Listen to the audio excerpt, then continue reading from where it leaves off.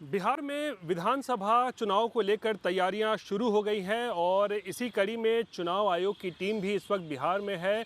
लेकिन सबसे बड़ा मुद्दा जो इस वक्त चुनाव आयोग से जुड़ा हुआ है वो ये कि आखिर किन कारणों से इस बार चुनाव आयोग जो है चुनाव से पहले वोटर लिस्ट का रिवीजन कर रहा है। एक इंटेंसिव रिवीजन किया जा रहा है और बहुत सारे मुद्दे हैं इस वक्त बिहार में जो चल रहे हैं और इन तमाम मुद्दों पर बात करने के लिए आज हमारे साथ मौजूद हैं जन स्वराज पार्टी के संस्थापक प्रशांत किशोर।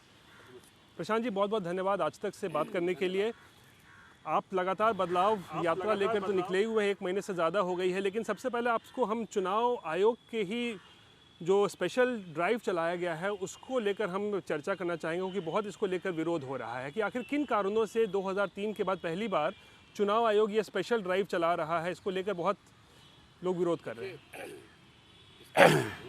इसकी पृष्ठभूमि समझने की ज़रूरत है, क्योंकि महाराष्ट्र में इस तरह की ड्राइव चलाई गई और जैसा कि आप बता रहे हैं 2003 के बाद अमूमन इस तरह की ड्राइव इलेक्शन के ठीक 2-3 महीने पहले चुनाव आयोग नहीं करता है। महाराष्ट्र में और हरियाणा में लोग बताते हैं कि इस तरह का ड्राइव चलाया गया और वहाँ जो परिणाम आए, कुछ लोगों का, खासकर मुख्य विपक्ष कांग्रेस का, राहुल गांधी का ऐसा मानना है, उन्होंने इस बात को पब्लिक डोमेन में रखा है कि इलेक्टोरल रोल के रिवीजन में बड़े पैमाने पर गड़बड़ी की गई। अब ये कितना सही है कितना गलत है ये तो जांच का विषय हो सकता है, लेकिन पब्लिक के परसेप्शन में ये ज़रूर एक वर्ग में कम से कम ये बात बनी है कि भाई जब आपने रोल बना लिया फिर उसके रिवीजन के लिए लास्ट के 3 महीने में इस तरह का ड्राइव क्यों चलाया जा रहा है। और अगर चलाया जा रहा है तो मुझे ऐसा लगता है कि इलेक्शन कमीशन को जनता के सामने मीडिया के माध्यम से या अन्य माध्यमों से स्पष्ट करना चाहिए कि इसकी प्रक्रिया क्या होगी, इसकी ट्रांसपेरेंसी को कैसे इंश्योर किया जाएगा और जितने भी स्टेक होल्डर हैं, चुनाव लड़ाने वाले, ये वोटर, उन सबको ये विश्वास होना चाहिए कि ये जो प्रक्रिया कराई जा रही है ये चुनाव की पूरी प्रक्रिया को बेहतर करने के लिए है, किसी एक वर्ग को या किसी एक दल के समर्थकों या विरोधियों को हटाने या जोड़ने के लिए नहीं है। जो दलील दी है वो कह रहे हैं कि बहुत सारे वोटर्स जो है उनका नाम नहीं जुड़ा होगा, उनको जोड़ा जाएगा कि नो की मृत।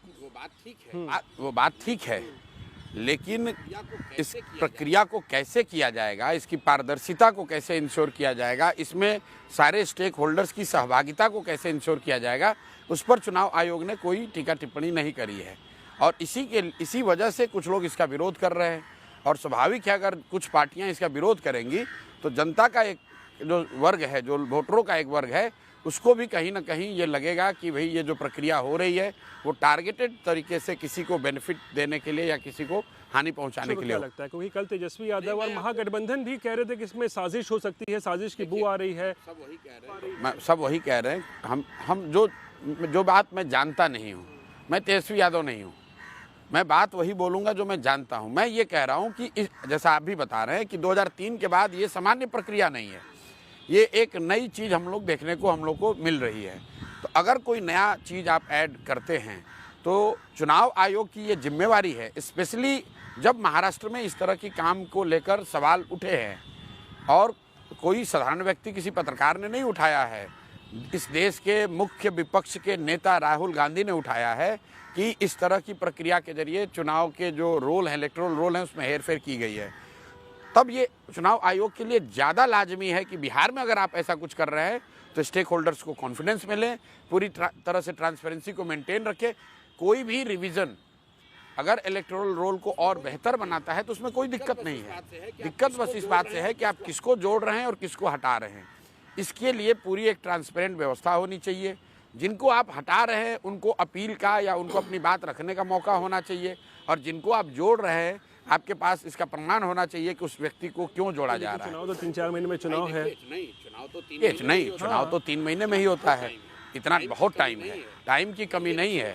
यही इलेक्शन कमीशन 3 महीने, 4 महीने, 6 महीने में पूरे देश का इलेक्शन कराता है। ये तो सिर्फ बिहार का इलेक्शन है। चुनाव आयोग के पास वो संसाधन हैं, वो मैंडेट है कॉन्स्टिट्यूशन, संविधान की ओर से। अगर वो चाहें तो बिल्कुल इस चीज़ को, जो भी वो कर रहे हैं, इसको और ट्रांसपेरेंट और इंक्लूसिव तरीके से कर सकते हैं। ज़रूरत इस बात की है कि इलेक्शन कमीशन अपनी इस जिम्मेवारी को समझे कि भाई अगर आप इस तरह का आमूल चूल कोई बड़ा परिवर्तन इलेक्टोरल रोल में करेंगे, उसमें ट्रांसपेरेंसी और लोगों की सहभागिता अगर नहीं होगी तो उससे बड़े पैमाने पर लोगों के मन में ये शक हो सकता है कि आप इस बात को क्यों कर रहे हैं। तेजस्वी यादव की बात करेंगे। अभी 2 दिन पहले उन्होंने पटना में छात्र संसद किया, 10,000 जो वहाँ पे छात्र आए थे उनको कलम बांटी, और फिर बहुत सारा उन्होंने अपील किया है कि मुझे एक बार मौका दीजिए, मैं आपके लिए बहुत कुछ करूँगा। तो क्या लगता है आपको? देखिए, लोकतंत्र में सभी पार्टियों को ये अधिकार है कि वो अपने वोटर्स को या जो उनको सुनने को तैयार है उसको अपनी बात रखें, उसमें कोई दिक्कत नहीं है। लेकिन जब तेजस्वी यादव शिक्षा की बात करते हैं तो बिहार की जनता को समझना है कि 15 बरस उनके माँ बाबूजी राजद की लालटेन की सरकार थी और शिक्षा व्यवस्था का उन 15 साल में जितना नुकसान बिहार में हुआ है शायद ही किसी दौर में हुआ है। लोगों को ये समझने की ज़रूरत है कि 3 बरस तेजस्वी यादव डिप्टी सीएम के तौर पर रहे हैं और सरकार की कमान बहुत हद तक उनके हाथ में थी और उन्होंने शिक्षा व्यवस्था के लिए क्या किया। अभी पिछली जो सरकार अभी महागठबंधन की थी उसमें शिक्षा मंत्री राजद का ही था।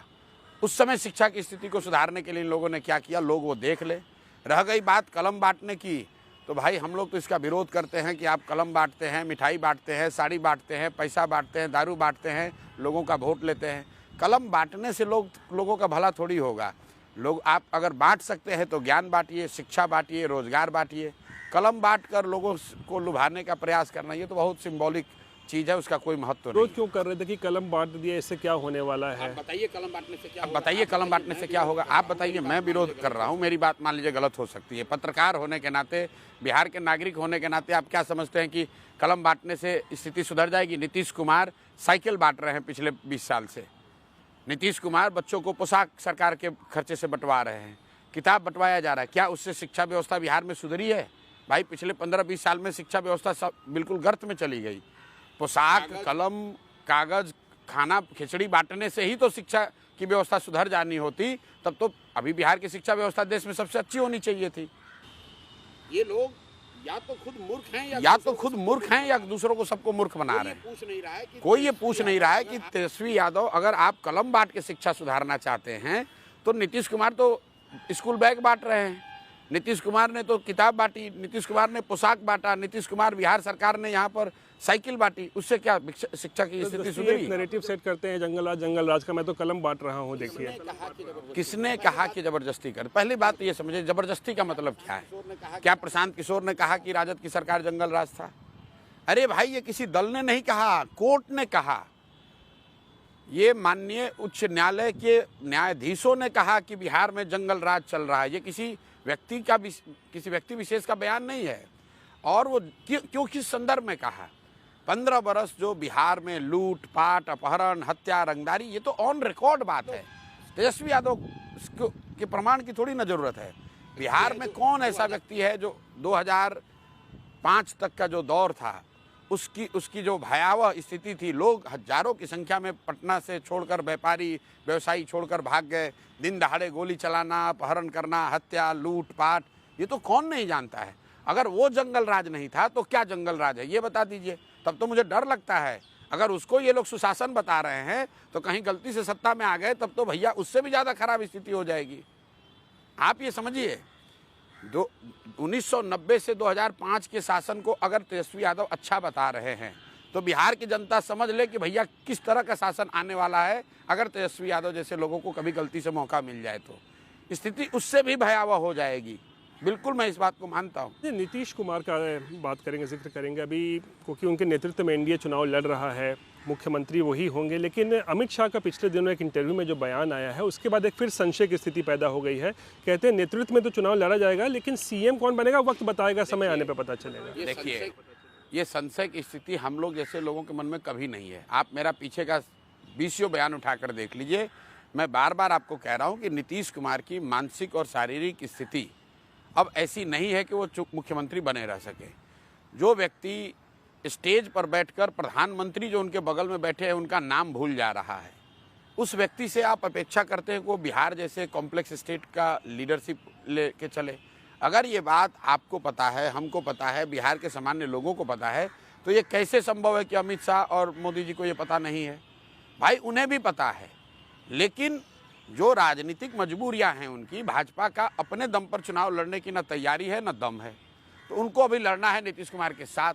तो किसी तरीके से जिसको कहते हैं ढांक तोप के भैया चुनाव लड़ लो, और अगर गलती से सत्ता आ गई हाथ में, किसी तरह मौका मिल गया, तो नीतीश को हटाकर जो जिस तरह से उन्होंने महाराष्ट्र में किया, अपना कोई व्यक्ति ये लोग बनाएंगे। ये तो बिल्कुल स्पष्ट है, ये बिल्कुल स्पष्ट है, क्योंकि नीतीश कुमार ना सरकार चला रहे हैं, ना पार्टी चला रहे हैं, ना इंडिया गठबंधन चला रहे हैं। ये सब कुछ भाजपा चला रही है, अमित शाह चला रहे हैं, उनके द्वारा अपॉइंटेड यहाँ पर 2-4 अधिकारी और जो यहाँ के भाजपा के बड़े नेता हैं वो चला रहे हैं। तो स्वाभाविक है, जब अगर उनको मौका गलती से मिल गया तब तो वो अपना ही लोग बैठाएंगे। इसमें कोई बहुत बड़े ज्ञान या रेवलेशन की बात नहीं है। हमने, आप जाके मेरा भाषण देख लीजिए, बयान हमने कहा है, अगर नीतीश कुमार, अगर मोदी जी में और अमित शाह में दम है, राजनीतिक कॉन्फिडेंस, विश्वास है, तो आकर बिहार की जनता को घोषित कर दें कि भाई अगर नवंबर में चुनाव होगा और एनडीए को बहुमत मिलेगी तो नीतीश कुमार ही चेहरा होंगे। ये वो नहीं कह सकते हैं भाई, ये तो नीतीश के समर्थकों को समझना चाहिए। वो ये नहीं कह सकते, वो तो नीतीश कुमार को उतना ही इस्तेमाल कर रहे हैं कि किसी तरह 2-3 महीना निकाल लो। तो अगर एनडीए जीतता है, कौन होगा ये, पहली बात तो बिहार में नया मुख्यमंत्री होगा, ये तय कर लो, आप लिख लो मेरी बात को। नवंबर में नीतीश कुमार मुख्यमंत्री नहीं रहेंगे, बिहार में नया मुख्यमंत्री बनेगा। मुख्यमंत्री कौन होगा ये जनता को तय करना है, जनता को वोट देने दीजिए। ये कोई राजतंत्र थोड़ी ना है, कोई गवर्नर की नियुक्ति थोड़ी ना कि जो अमित शाह चाहेंगे उसी को नियुक्त कर देंगे।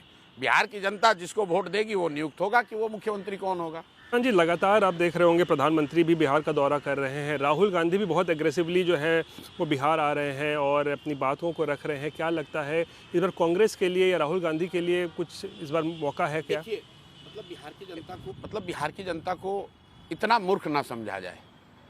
राहुल गांधी चुनाव के अलावा, जब चुनाव का समय नहीं है, तो पिछले 10 बरस में राहुल गांधी किस दिन बिहार आए हैं हमको बता दीजिए। 1-2 दिन की बात मैं नहीं कर रहा हूँ, 10 बरस की बात कर रहा हूँ। 10 बरस में राहुल गांधी कितनी बार बिहार आए हैं? मैंने कैमरे पर कहा, फिर रिपीट कर देता हूँ, अगर राहुल गांधी चुनाव के अलावा कभी बिहार में आए हों, एक दिन भी अगर आए हों, किसी गांव में एक रात गुजारा हो, आप बता दीजिए, हम राहुल गांधी का नेतृत्व स्वीकार कर लेंगे।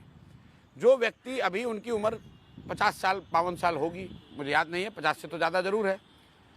50 बरस की उम्र में उस व्यक्ति ने 50 घंटे नहीं निकाले बिहार के लिए, वो आदमी बिहार में आकर बड़ी बड़ी बात करता है तो बड़ा हास्यास्पद लगता है। अभी कांग्रेस पार्टी के अध्यक्ष खड़गे जी ने कहा छोटा राज्य बिहार। बताइए किस तरह की ये भावना ये लोग रखती है। दिल्ली में ये लोग बैठते हैं, बिहारियों के नाम पर हंसते हैं, बिहारियों का मखौल उड़ाते हैं। कांग्रेस पार्टी का मुख्यमंत्री है तेलंगाना में रेवंत रेड्डी। मैं इसलिए तुम कह रहा हूं कि उस व्यक्ति को इसी भाषा में जवाब मिलना चाहिए। 2 साल जुमा हुआ है उस व्यक्ति को मुख्यमंत्री बने हुए। पहले टीडीपी में था, उससे पहले भाजपा आरएसएस में था। मुख्यमंत्री बनने के बाद उसने कैमरे पर कहा कि बिहार के लोगों का डीएनए मजदूरी करने वाला डीएनए है, बिहार के लोग मजदूरी करने के लिए पैदा हुए हैं।